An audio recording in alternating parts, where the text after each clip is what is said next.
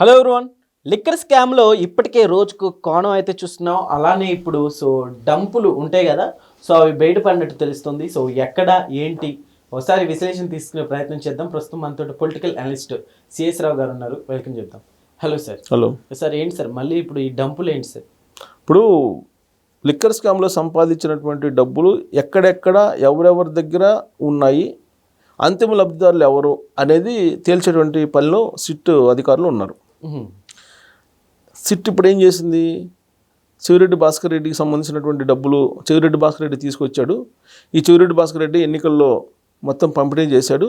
దానికి మోహిత్ రెడ్డి కార్ని, ఆయన తుడా చైర్మన్గా ఉన్నాడు కాబట్టి చైర్మన్గా ఉన్నారు కాబట్టి ఆయన కారును ఉపయోగించారు. కారుతో పాటు ఆయనకు ఉన్నటువంటి పిఎల్ని అలాగే అనుచరుల్ని ఉపయోగించారు అనేది తేల్చింది సిట్. అయితే ఈ డబ్బు తరలించినటువంటి డబ్బు ఎక్కడి నుంచి ఎక్కడికి వెళ్ళింది అనేది గూగుల్ టేక్అవుట్ ద్వారా, తర్వాత సాంకేతిక పరిజ్ఞానం ద్వారా, టవర్ల సిగ్నల్స్ ద్వారా ఐడెంటిఫై చేశారు. ఐడెంటిఫై చేసి ఎక్కడ ఎవరికి ఎంత వెళ్ళింది అనేది వీళ్ళు తేల్చాలి కదా.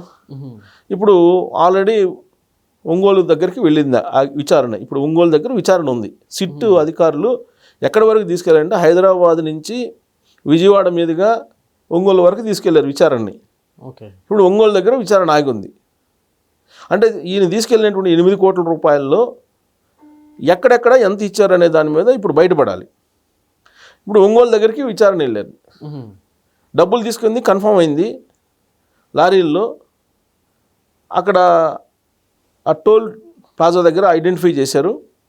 మరి ఆ డబ్బులు ఎవరికి ఇచ్చారు ఇది తేలాలి. ఇప్పుడు దీంతో ఒంగోలు మీద కాన్సన్ట్రేషన్ చేసింది సిట్. కాన్సన్ట్రేషన్ చేసినప్పుడు ఒంగోలు కాన్స్టిట్యున్సీలో ఒంగోలు పార్లమెంట్లో పరిధిలో పోటీ చేసింది ఎవరు? వైఎస్ఆర్ కాంగ్రెస్ పార్టీ నుంచి చెవిరెడ్డి భాస్కర్ రెడ్డి గారు పోటీ చేశారు మొన్న ఎలక్షన్లో, 2024 ఎలక్షన్లో. దాంతో ఆయన ఎవరెవరికి ఇస్తారు డబ్బులు? ఆయన పార్లమెంటు పరిధిలో ఉండేటువంటి పోటీ చేసిన వైఎస్ఆర్ కాంగ్రెస్ పార్టీ అభ్యర్థులు కొంతమందికి, అలాగే ఆ పక్క నియోజకవర్గంలో ఏదన్నా ఎస్సీ కాన్స్టిట్యున్సీలో సర్దాలి అని అనుకుంటే అక్కడ సర్దుతారు అనేది వైఎస్ఆర్ కాంగ్రెస్ పార్టీ వాళ్ళలో జరుగుతున్న చర్చ. అలాగే సిట్ కూడా అనుమానిస్తుంది. ఎక్కడైతే డబ్బు అవసరమో, డబ్బు పంచాలో అక్కడ ఆయనకు అప్పు చెప్పారు. ప్రకాశం జిల్లా మొత్తం యాక్చువల్గా అక్కడ విజయసాయి రెడ్డి గారు చూడాలి. ఎందుకంటే అప్పుడు ఆయన విజయసాయి రెడ్డి గారు కోఆర్డినేటర్గా ఉన్నారు. కానీ ఆయన్ని నెల్లూరు పార్లమెంట్లో పోటీ చేయడానికి పంపించేశారు. దాంతో మొత్తం ఒంగోలు బాధ్యతలు చెవిరెడ్డి భాస్కర్ రెడ్డి గారికి అప్పచెప్పారు. ఒంగోలు మీన్స్ ఒంగోలు పార్లమెంటే కాదు, ప్రకాశం జిల్లా మొత్తం కూడా ఆయనకి అప్పచెప్పారు.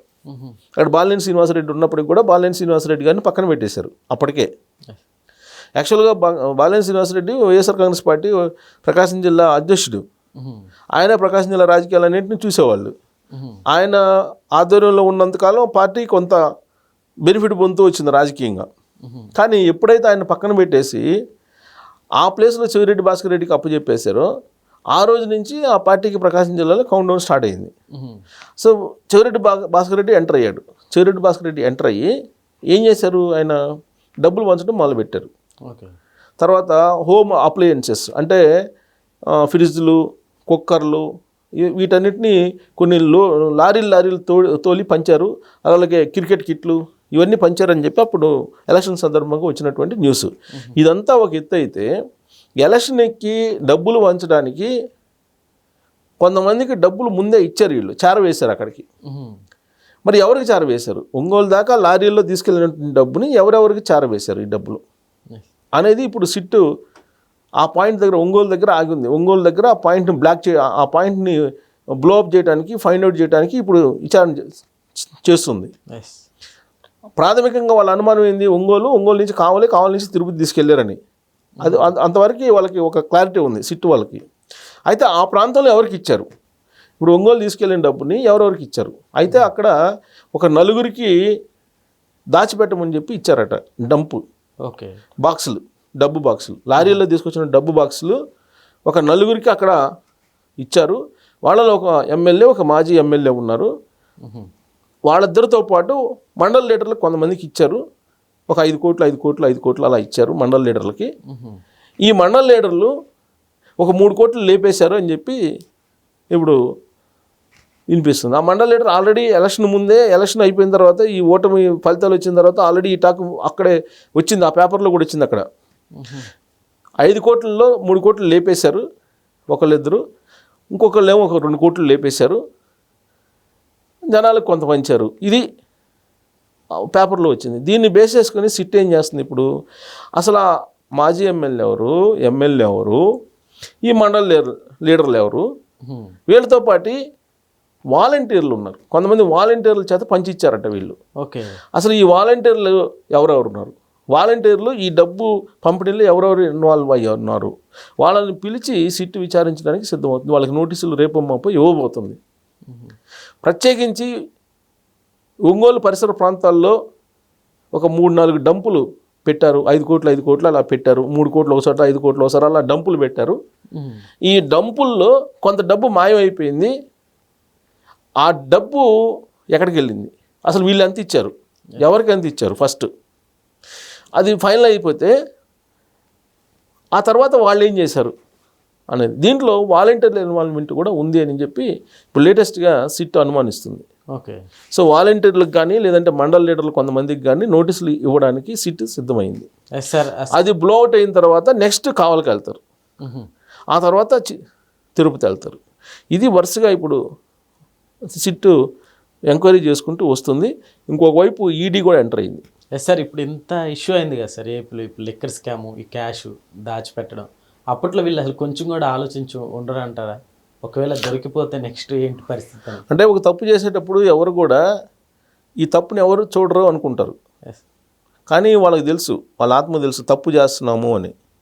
కానీ వాళ్ళు ఏమనుకుంటారు, తప్పు చేసే ప్రతివాడు, దొంగతనం చేయడానికి వచ్చిన దొంగోడు కూడా నన్ను ఎవరు చూడరు, నన్ను ఎవరు పట్టుకోరు అని చెప్పే కదా వాడు వచ్చేది. అంతే కదా, వాడు వచ్చి దొంగతనం తీసుకుని వెళ్ళిపోతాడు. దొరికితే దొంగ, లేకపోతే దొర, అంతే కదా. సో అలానే ఒక తప్పు చేయడానికి వెళ్ళినోడికి నన్ను ఎవరు చూడలేదు అనుకుంటాడు వాడు. దొంగ ఎప్పుడైనా ఇవ్వాలి కాకపోతే రేపైనా బయటపడతాడు. కాకపోతే అప్పుడు అనుకుంది ఏంటంటే వాళ్ళు మళ్ళీ మనం అధికారంలోకి వస్తున్నాము, మనకి తిరుగులేదు, మనకి ఈసారి మళ్ళీ 130 స్థానాల్లో 140 స్థానాలు వస్తాయి, మళ్ళీ మనమేను అని చెప్పి ఒక భ్రమల్లో ఉన్నారు. ఆ భ్రమలు కల్పించింది ఎవరు? టైమ్స్ ఆఫ్ ఇండియా, తర్వాత ఈ సర్వే సంస్థ ఉంది కదా, ఐప్యాక్,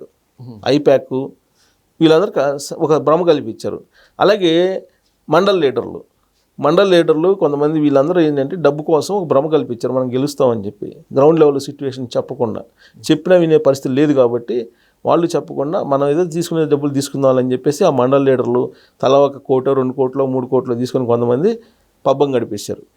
సో ఇప్పుడు ఇరుక్కుంటున్నారు. ఇప్పుడు ఒంగోలు పరిసర ప్రాంతంలో ఉండేటువంటి కొంతమంది మండల లీడర్లు వ్యవహారం, వాళ్ళకి నోటీసులు ఇవ్వబోతున్నారు. వాళ్ళకి నోటీసులు ఇస్తే కానీ ఈ మొత్తం చెవిరెడ్డి భాస్కర్ రెడ్డి, అలాగే ఆయన కుమారుడు మోహిత్ రెడ్డి, వాళ్ళ అనుచరులు ఎవరెవరికి ఎంత డబ్బు ఇచ్చారనేది బయట.